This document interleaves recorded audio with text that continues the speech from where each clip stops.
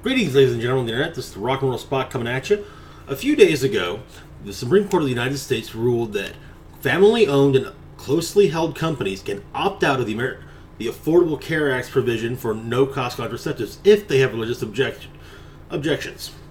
Now, to clarify some of the wording in that, closely held corporations are corporations wherein 50% or more of a company's stock is held by 5 or less people during the last half of the tax year. Also cannot be a personal service corporation.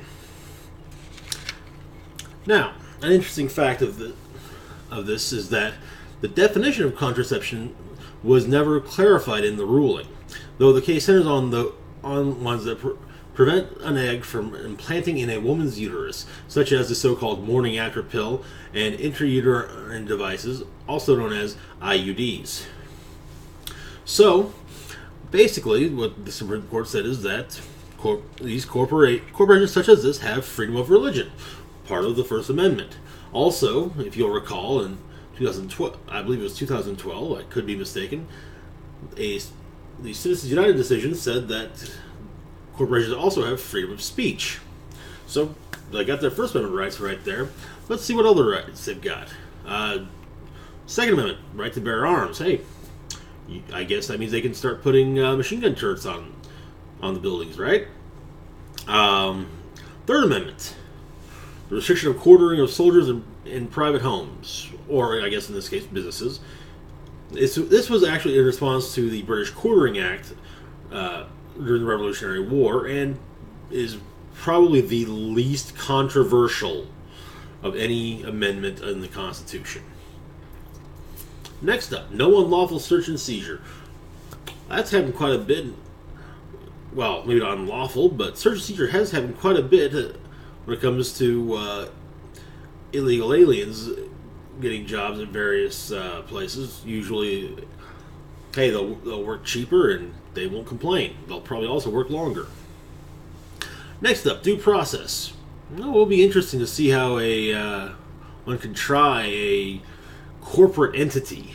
I'd be interested to see how a corporate entity enters a courtroom. After all, again, trial by jury. How do you get their peers, especially how do you get peers for when you're trying a corporate entity, and it's impartial peers, no less.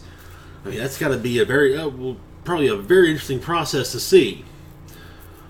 Number 7, jury trials in federal cases and no overruling of factual findings.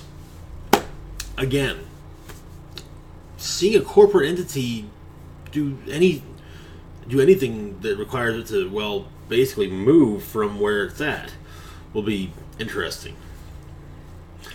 No cruel or unusual punishment or excessive bail or fines. Well, okay, all right. Basically saying that, this company has broken a law. Here's your fine, and they can't say, well, here's your fine times 10. All right, that actually does make sense. Number 9, unenumerated rights. Rights to privacy, so on and so forth. So basically saying, if it's not explicitly listed, you've probably still got that right too. And number 10 would be states' rights, which really doesn't apply to a corporate entity, no matter what. But then again, it doesn't apply to. I'm not a state. I'm a person. Alrighty. Now, I might not fully understand how insurance works when it comes to companies. But the way I see it, and this is from my own personal experience in the workforce, paying for my insurance,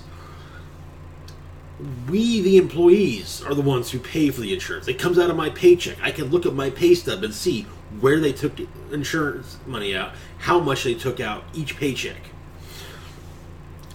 And to be perfectly honest, unless the insurance is provided by the employer or a subsidiary thereof, by which I mean the insurer is part of the company's holdings, I don't see how it can be any of the employer's business. How they can have a say whatsoever in this.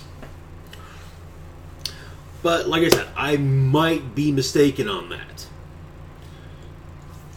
As I said, I don't have a full understanding of how insurance works.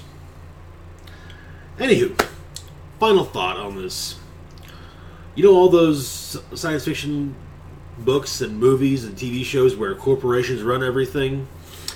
Those are supposed to be cautionary tales, not instructions. That being said, don't forget to subscribe, like, and share the video if you wish.